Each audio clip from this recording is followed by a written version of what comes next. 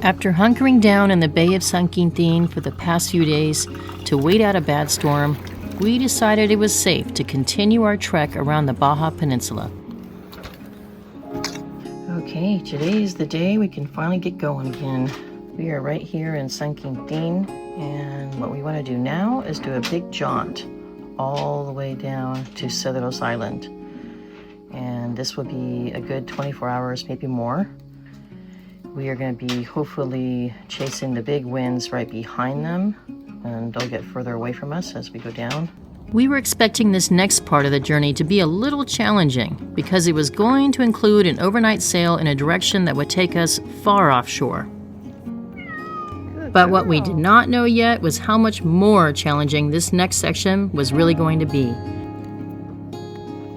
Because of the long sail ahead of us, I gave the kiddies some exploration time before they would be trapped in the cockpit for 24 hours. We are going to do a big jaunt now.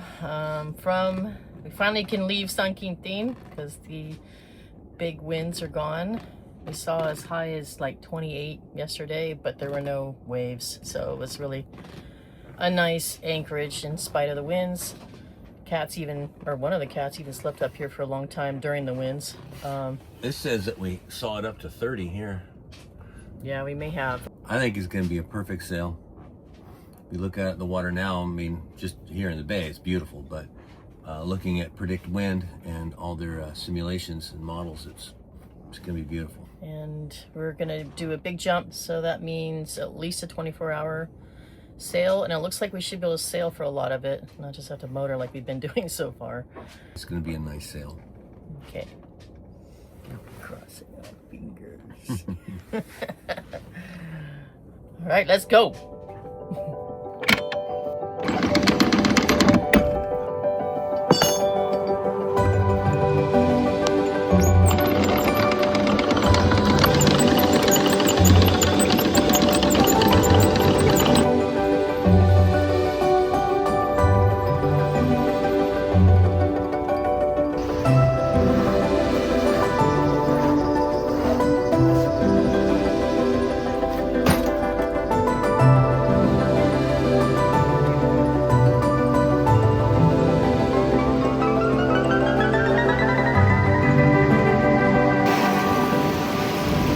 San Quintin, thank you for protecting us.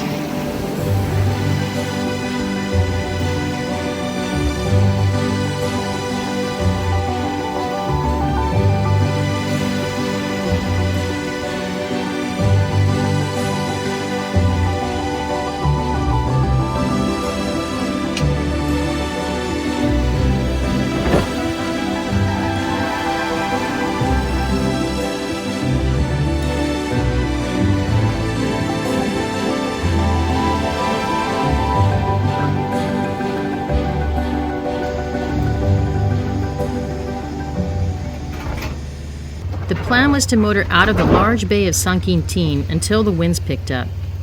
But as we ventured out of the bay, we began to feel a decent-sized swell that started tossing the lines around on the mainsail, causing one of them to break. Like it just came untied or the rope broke. And the lazy jack, see where the roller is on the red line? Yes. So it broke. Now the end of it is up at the top, right there by the... Yeah, I see it. So we're going to have to go up the mast to get it.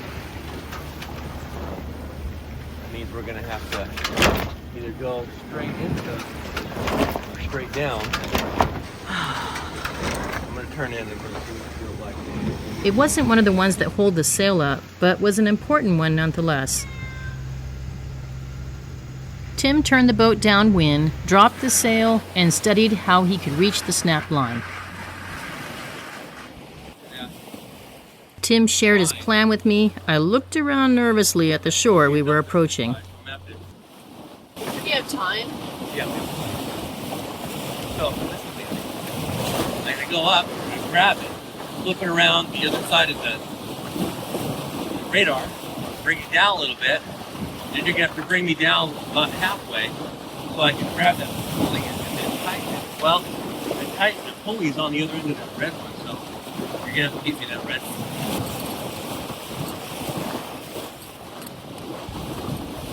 Get that boom out of the way. to get the. You need that pulley? I do, yeah. Where is it? On the other end of that line.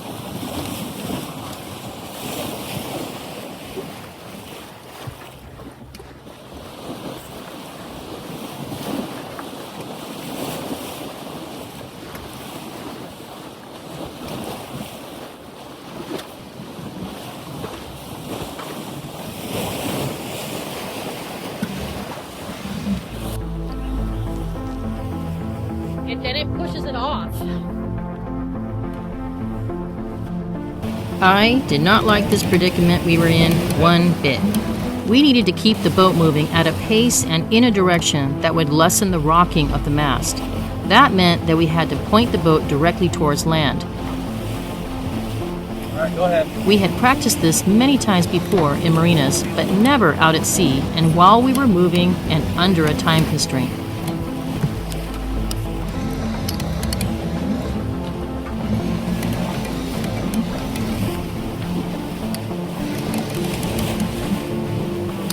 Good? Oh, yeah.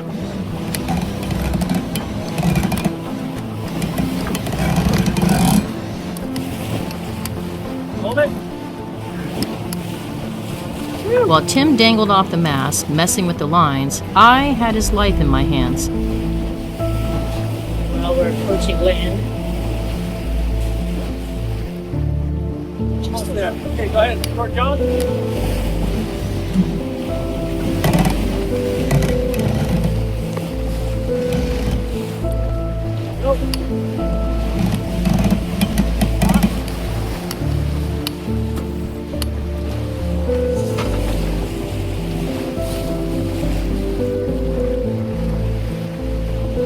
That is in a carrier. The other one is sitting in the chair underneath the towel. All right, bring it down slow. Meanwhile, I had two cats to watch and make sure they stayed safe in the cockpit. Over there. My tie came off the sail that I did. While I ran around the deck multiple times looking for things Tim needed and tossing them up to him.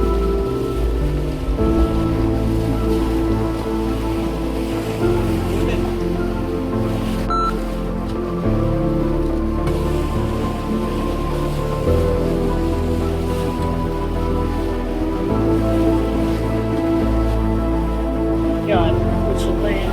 This waves.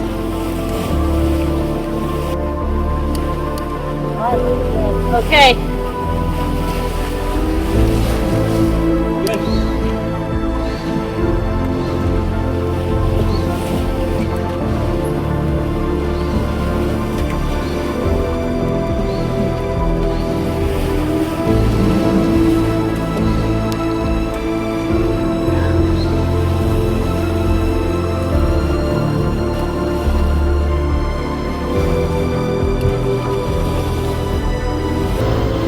That's how close we were. You see waves breaking.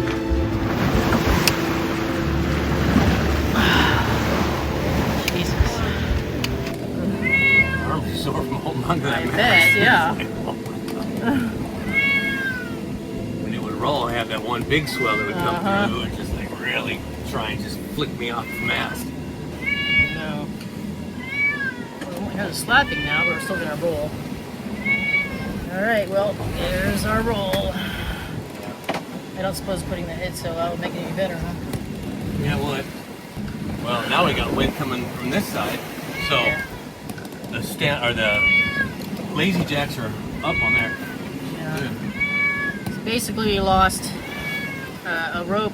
Well, let's see, a line that was attached to the lazy jack. And it was looped around and then they stitched it around. Oh. So the stitching came with So it came undone. One of those things we're supposed to be checking. But anyway, that came undone, so then the sail was flapping really like a lot and hard because we had these swells that are probably about 5 or 6 feet. Yeah. And hitting us on the side. But now we had the head sail or the mainsail down. One cat's freaking out. She's in her cat pack, so we can keep her contained while we did all this shenanigans. And I don't think either camera captured how many times I was running around the boat, getting lines, going from one side to the other, catching the mast, moving the sail, all that stuff. Tim's trying to see if he can bring down that lazy check line that way up there. Tighten things up at least. Because right now the mainsail is just whipping hard every time we go over a swell that hits us sideways. Most swells are anywhere between 3 and 6 feet. And then every now and then we get one that's probably as much as 9 or 10 feet. Slightly bigger one coming right now, which you can barely see on the camera. Going over it. While Tim inspected the rest of the lines and tidied them up, a small pod of dolphins joined us for a little while.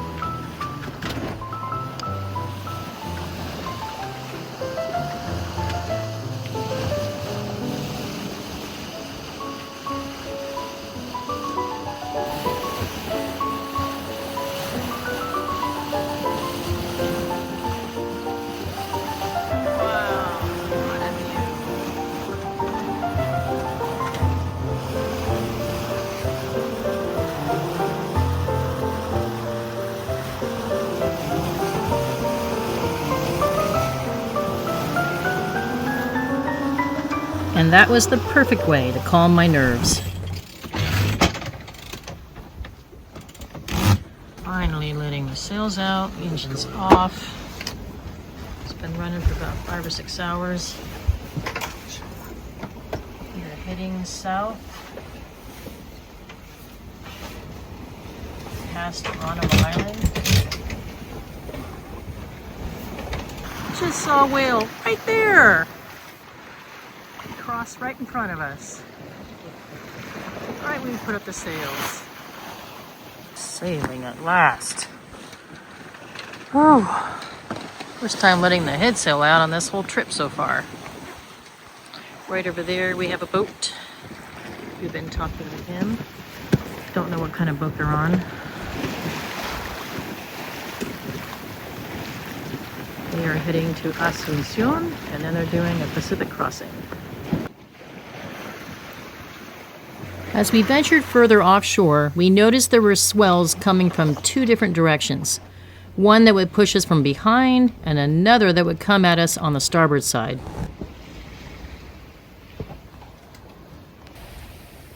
We are finally sailing. This is what I signed up for. Beautiful. And a whale just breached right in front of us. As long as my husband doesn't fall overboard, we'll be good.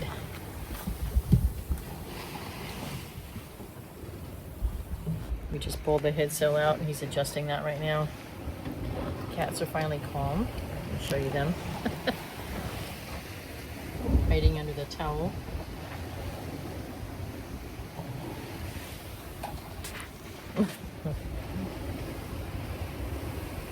We're surfing waves as we head south. And we have a bit of a swell that throws us a little bit. But having the motors off and sailing at about, oh, we're at 6.5 knots, honey. Yeah. Not bad. We were now venturing into the part of the sea where land would very quickly get further away from us. The energy seemed to shift from coastline waves to more serious ocean swells. Later in the day, we came across a new and much larger pod of dolphins. Every pod of dolphins seems to have their own personality, and this one was very energetic. Wave it to them. So many.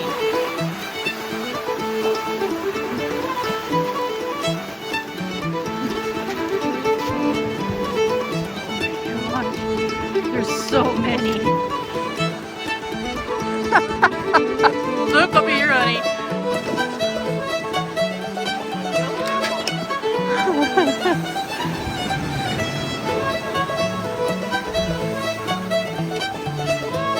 surrounded by them.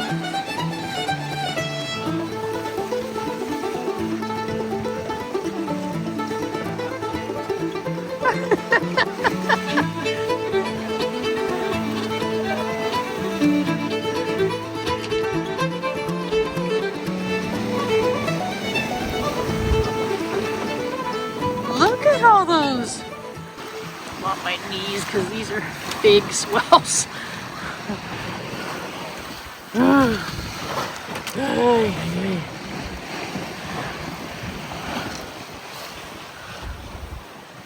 Whoa, it's a big one.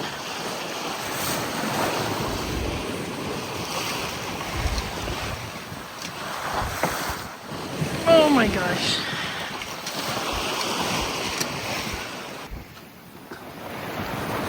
It seemed like every hour the swells continued to increase in size. Well, our starling's stopped working. And he is going to try to see what's up with it, but I don't like this because he's climbing up again in these swells. First he's got to bring the fishing line in. We're done with that for today. We didn't know it yet, but the starling stops working when you are 12 nautical miles or more offshore, and would start working again once we are within that boundary. Ooh, it's really loose. Oh, wow.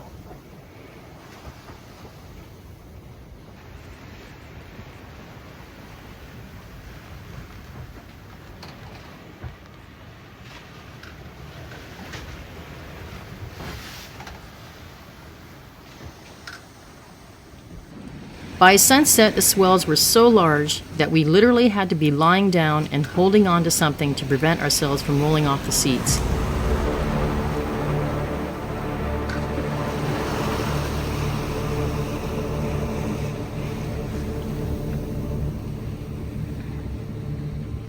I began to worry about whether the cats are going to be safe in that chair.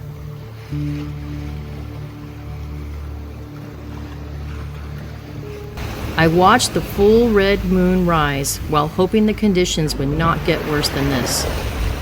However, just after the moon rose above us, 25-knot northerlies were pushing us over 10-foot swells, and every core muscle in both of our bodies were sore from compensating against the movements.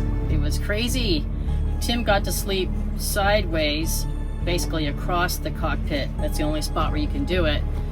But he needed to control the helm, and then the swells were so big and we were tipping back and forth so badly that I could not sit on either bench. So I had to sit on the cockpit, and I had to decide which way to sit with my legs up on the bench, because the way the boat was leaning more often is the way I would want to be facing, because the other way I'd be laying upside down. So I had my legs up, and I was most of the time leaning like straight up and holding the cats right here.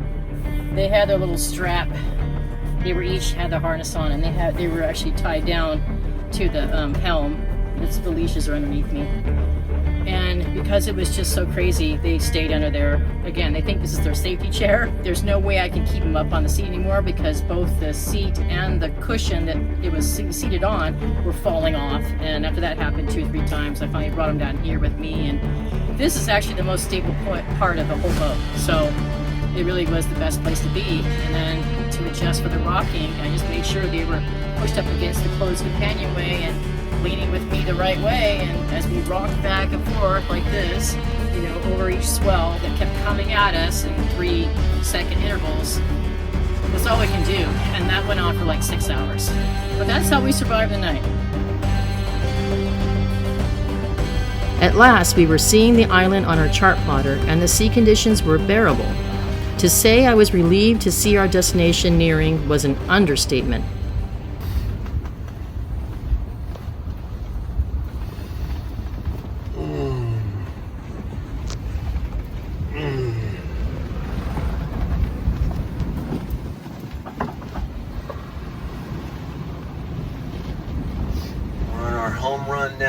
Straight down.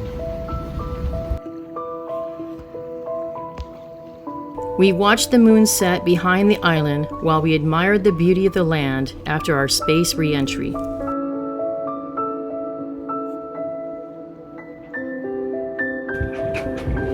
have made it to Cedros Island. That's the island right behind me, next to me. Tim is, he was pulling loose lines from our, what do you call it? I don't know what it's called. The line up there to hold the sails together. And we're about to drop the mainsail because right now we're not moving. We're now behind the island. We're moving at 7 knots and all of a sudden we're moving at 1 knot. So I'm about to start the engine up. Got the cats up here. Very tired. I'm gonna go inside the harbor anchor.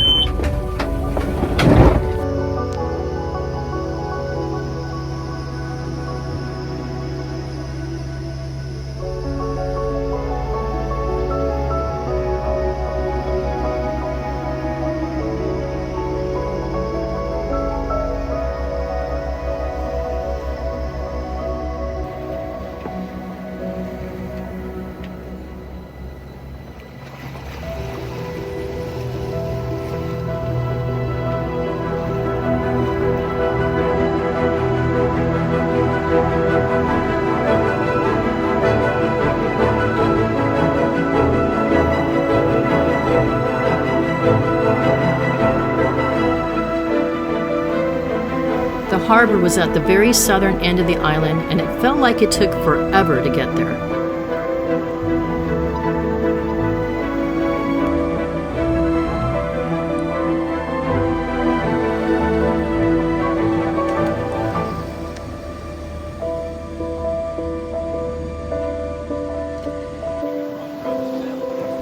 Isla de Cedros has a quaint little town, even with a little airport to fly into.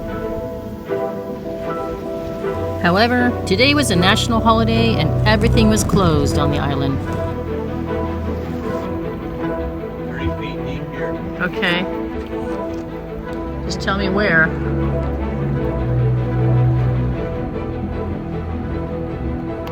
It's calm harbor. After checking in with the port captain, we anchored in the harbor. Then Tim and I, and the cats, all went straight to bed. There's something special about reaching land after a long, challenging sail. The relief, the gratitude, and the excitement all hit at once. When we wake up, we will need to decide whether we stay here or move on to the famous Tortuga Bay. We want to express our gratitude for our Patreon supporters. Your love and support are very much appreciated and help to fund the expenses that go into creating our videos. Thank you to our Mystic crew.